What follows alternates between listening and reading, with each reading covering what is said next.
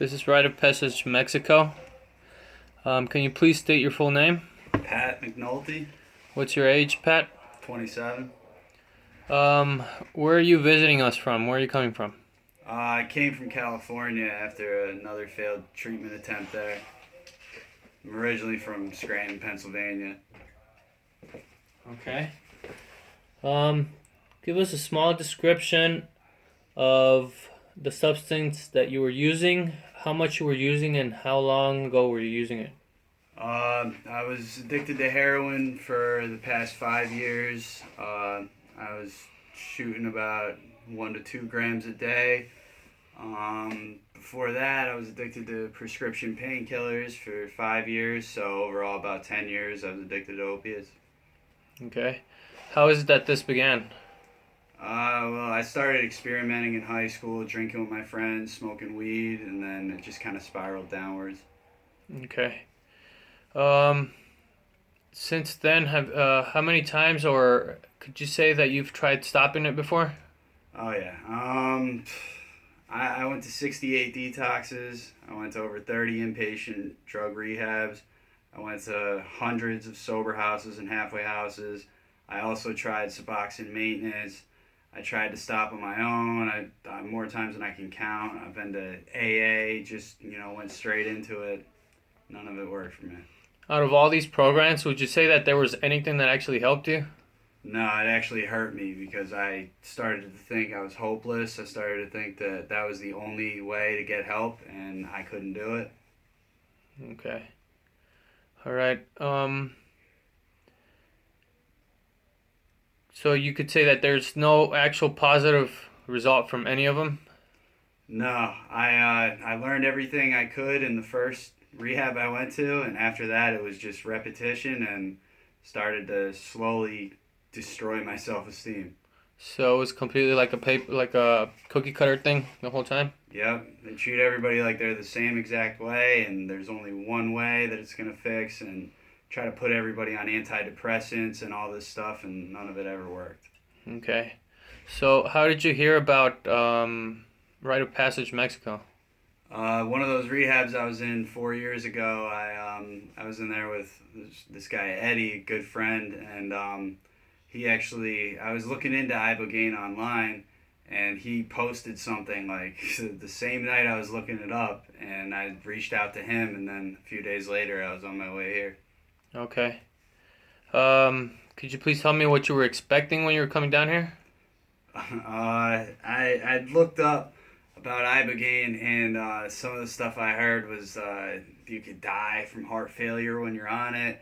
I heard that it's like a 3 day trip and then like a week to 10 day recovery, and I mean I was a little intimidated to be honest, but I still wanted to give it a shot, and none of that ended up being true, by the way. It was much more mild.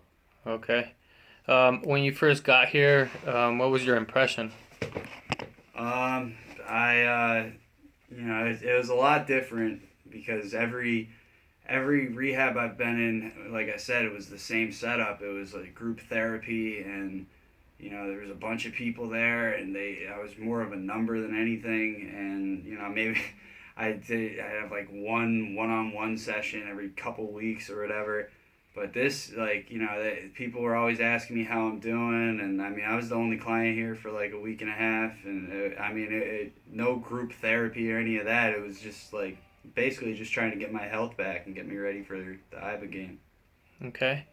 Um, so today is Monday evening. You did treatment this Friday morning, last Friday morning, which is about 72 hours, a little bit more than 72 hours before right now. Um, when you took Ibogaine 9 in the morning, the next morning, how would you say you actually felt?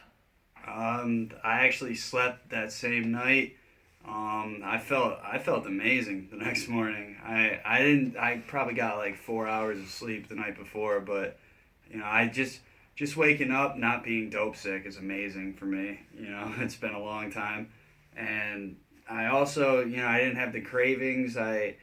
I even tried to test myself. I tried to think about shooting heroin just to see how I'd react. Because usually, my mind will start racing and I'll start really, freaking out.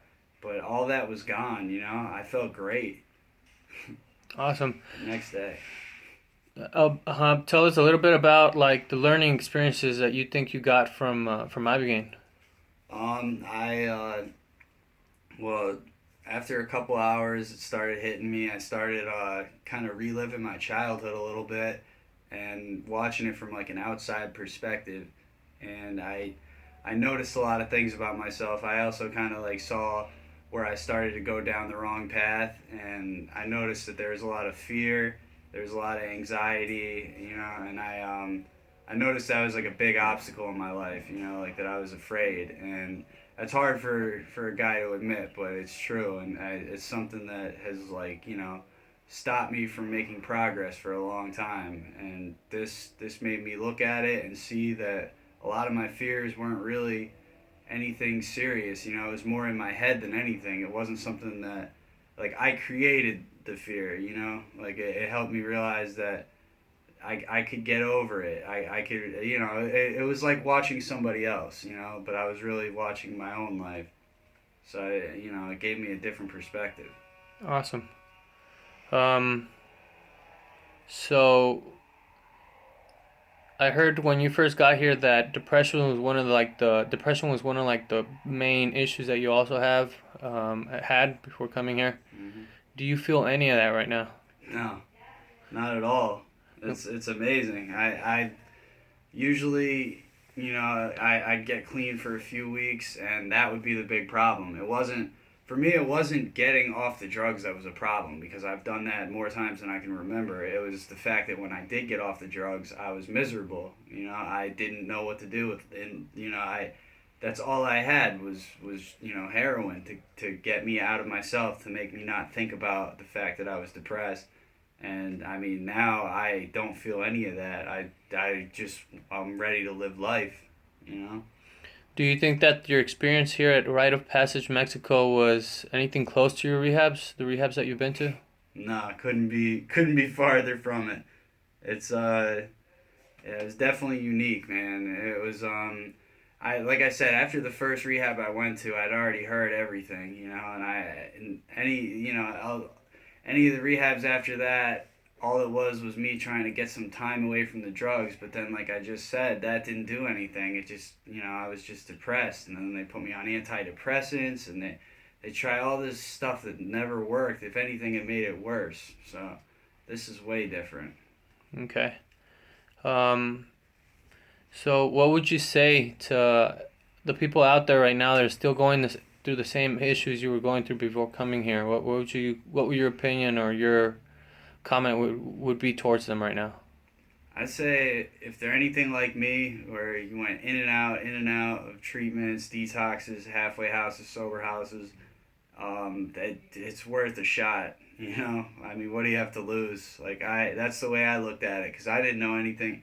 I mean, like I said, I looked a few things up about it, but I didn't have any experience in this, and I really didn't know anybody who did. That's a big reason I want to do this video. I hadn't really heard from people I knew about it, so it's without a doubt worth a shot. I feel like this is the best decision I've ever made in my life. And the thing is, a lot of people are brainwashed by what the FDA tells you. You think they have your best interest and everything. In reality, they don't want you to get better. They want you to give you antidepressants so you get hooked on them and you have to keep taking them. It's not about trying to get your depression away. It's about trying to get you hooked on a pill that they supply to you. Same with Suboxone maintenance and all that. Like, I think this stuff's illegal because it works. Right now, are you taking anything? Nothing. Not for. That's another thing. In all those rehabs, I had to take sleeping pills like Seroquel, Remeron, Trazodone, all this stuff for sleep, for anxiety, for depression, for energy in the morning. I'm not taking anything right now. I'm sleeping better than I have probably better than I have in my entire life. I didn't even sleep that well when I was a kid. I'm not tired. I used to be. That was another thing. I had no energy, which I think was kind of linked to my depression. No, I don't need any. I don't have any desire to get on anything. I don't need anything. All right. So you could say that after Ibogaine, you could say that you actually have a chance to fight in life now. Absolutely. Awesome. All right, Patrick. Yeah. Thank you very much, man. Well,